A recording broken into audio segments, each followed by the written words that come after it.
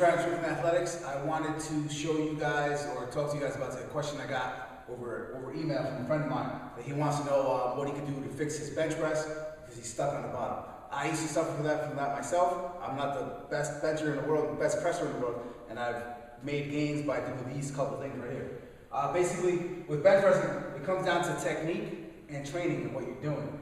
Technique-wise, you should have a tight shelf where those gaps and upper back are pinned together while you're on the bench. You should be very uncomfortable while you're doing this. The glutes and posterior, everything behind you should be super tight, and you know you had a good bench workout when your butt cheeks are sore the next day.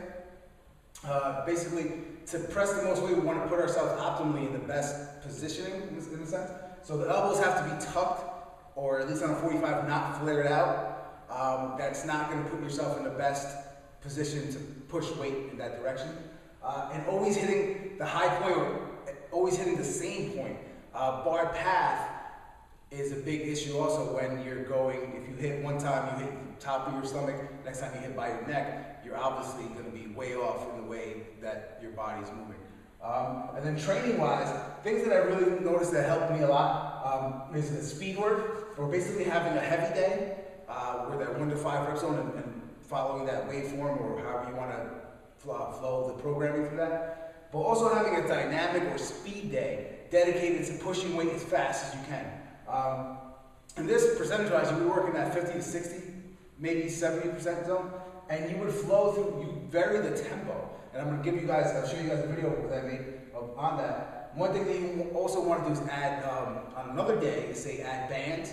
And this constant tension adds a different dynamic to it, which I really liked. And when I went back to straight weight, also helped me a lot. Pause work, meaning just like in a powerlifting contest, they're going to tell you, you unwrap the weight, they tell you the down signal, you're going to have to pause it there for a second and then explode out of that work. But that really helped me a lot, 75 to 85%.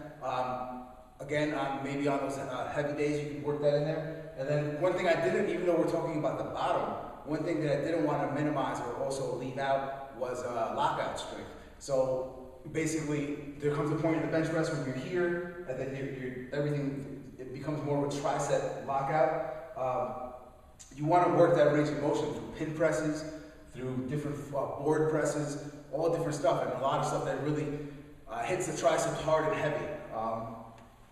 So let's get into showing you guys how to bench and go from there. Alright guys, so one of the things I told you was to fix this is basically make sure your technique is right on the lift.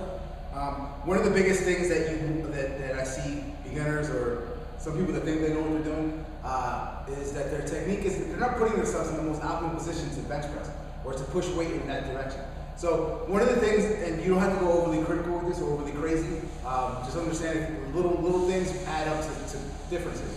One of the things is you want to basically bring,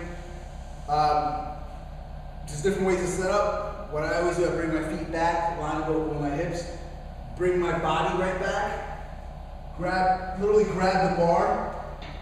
While I'm here, I kind of bring my body more this way, or in a sense, I'm gonna make my body into a coil and tight, using the bar, squeezing my shoulder blades together, and now I'm set. My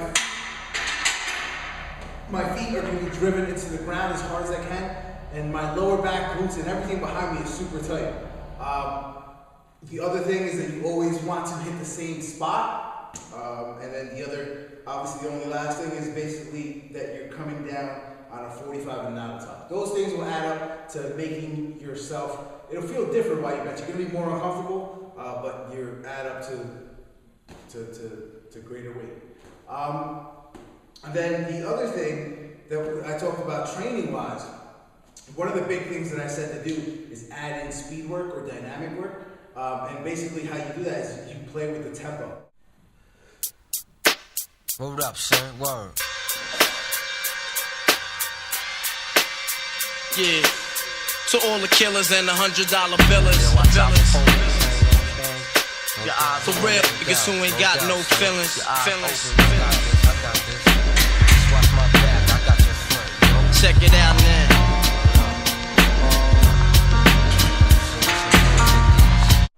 So basically that's all with the speed work, that's the tempos I would work with.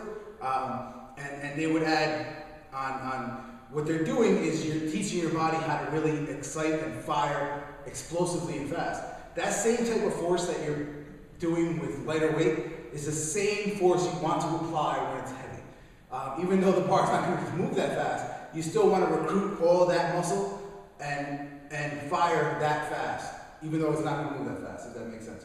The only other things that I always talk about doing is adding this to your workouts is basically adding band work, and it would be a constant tension throughout. Pause work with heavier loads, 75-85%, where you would just come down, pause for that second, and explode out from a dead stop. No bouncing, in other words, no constant flow. You need to come with a dead stop on the chest. And the last thing, do not neglect during this your lockout strength. Heavy triceps, heavy close grip bench as accessory work, or heavier close grip as accessory work, heavy dips, and anything that basically, heavy push-ups also would work that, and also working that bodybuilding rep zone in that 8 to 12, 8 to 10 rep zone with direct tricep work, some isolation movement. You do need that a little bit. So I hope this helps you guys. I hope this helped everybody. This is Lou from Triangle Strength and Athletics. As always, subscribe to the channel. Go to the blog, get your free gifts. Talk to you guys soon.